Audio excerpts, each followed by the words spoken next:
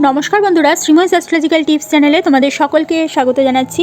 হোরারিতে একটি প্রশ্ন আমার কাছে অনেকেই বারবার করে কর্মসংক্রান্ত বিষয়ে, সেটি হলো আমি কি ট্রান্সফার পাবো আমার চাকরির স্থানে, এবং পেলে সেটা কখন, অর্থাৎ আমার কখন ট্রান্সফার হবে। এই প্রশ্নটা অনেকেরই কিন্তু কর্মসংক্রান্ত বিষয় আমাকে করে থাকে।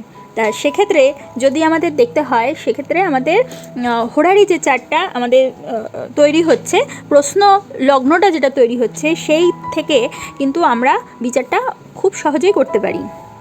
এখানে কৃষ্ণমূর্তি পদ্ধতি অনুযায়ী আমাদের রুলিংটা হচ্ছে, আমাদের এই ট্রান্সফার সংক্রান্ত বিষয়ে চাকরির ক্ষেত্রে জানতে গেলে আমাদের 3, 10, 12 অর্থাৎ লগ্ন সাপেক্ষে 3, 10 এবং 12 এই তিনটে ঘরের প্রয়োজনীয়তা খুবই রয়েছে।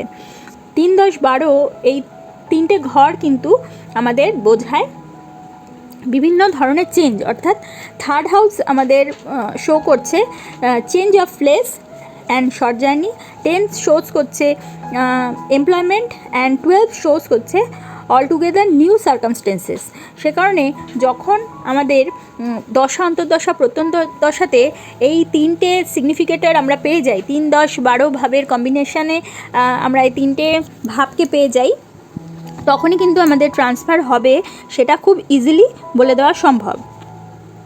এবং সেক্ষেত্রে দেখতে হবে 3, 10 এবং 12 এই ভাবের সিগনিফিকেটার প্ল্যানেটগুলো কী কী, এবং তার সাথে বার করতে হবে আমাদের যে রুলিং প্ল্যানেট, অর্থাৎ আমরা যেই দিনে বিচারটা করতে বসেছি সেই দিনের আমাদের রুলিং প্ল্যানেট কী কী ছিল, অর্থাৎ কোন কোন প্ল্যানেটগুলো আমাদের রুল করছিল, সেটার একটা বিশেষ পদ্ধতি রয়েছে অবশ্যই, কিন্তু এখানে সবিস্তারে সেভাবে বলা সম্ভব নয়। আমি জাস্ট তোমাদের কিভাবে এই পদ্ধতিটার মাধ্যমে আমরা এই কোয়েশ্চেনের উত্তর পেতে পারি সেটাই জাস্ট তোমাদেরকে জানানোর চেষ্টা করছি।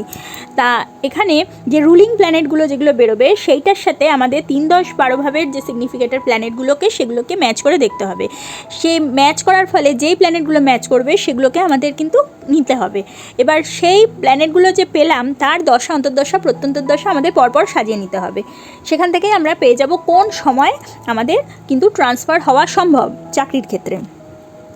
এবার যদি সিগনিফিকেটার যে প্ল্যানেটগুলো এবং হোরারিতে মানে আমাদের যে রুলিং প্ল্যানেট বেরোলো সেগুলোর মধ্যে যদি কেউ রেট্রোগেট অবস্থা অর্থাৎ বক্রি অবস্থায় কোনো প্ল্যানেট বেরোয়, তাহলে কিন্তু সেই প্ল্যানেটটাকে আমাদের বিচার থেকে বাদ দিতে হবে। বাদ দিয়ে কখনোই সেটা আমাদের বিচারের ক্ষেত্রে আসবে না। তার বাদে যে প্ল্যানেটগুলো থাকবে সেগুলোকে আমাদের বিচারে নিতে হবে এবং পরপর সাজিয়ে নিতে হবে কোন দশা অন্তর্দশা বা প্রত্যন্তর্দশাতে আমাদের এই ট্রান্সফারটা হওয়া সম্ভব। এইভাবেই কিন্তু আমরা বিচারটা করে থাকি। এবং এই যে আমাদের যখন ট্রানজিটটা বিচার করা হয় সেখানে কিন্তু সানের একটা বিশাল বড় ভূমিকা আছে। ট্রানজিটে সান যখন ওই পিরিয়ডগুলোর সাথে অর্থাৎ 3, 10, 12 ভাবের সাথে কানেক্ট করছে, তার থেকেই কিন্তু আমরা এক্স্যাক্ট টাইমটাও কিন্তু বলে দিতে পারি যে সানের ট্রানজিট অনুযায়ী যে কোন ডেটটাতে, পার্টিকুলার কোন ডেটটাতে তোমার ট্রান্সফার হওয়া সম্ভব। তাহলে বন্ধুরা, আজকে তোমরা জানলে যে চাকরি ক্ষেত্রে ট্রান্সফার তোমরা জানতে চাইছো সেটা কি হবে এবং হলে কখন হবে, এটা হোরারির ক্ষেত্রে আমরা কিভাবে বার করে থাকি।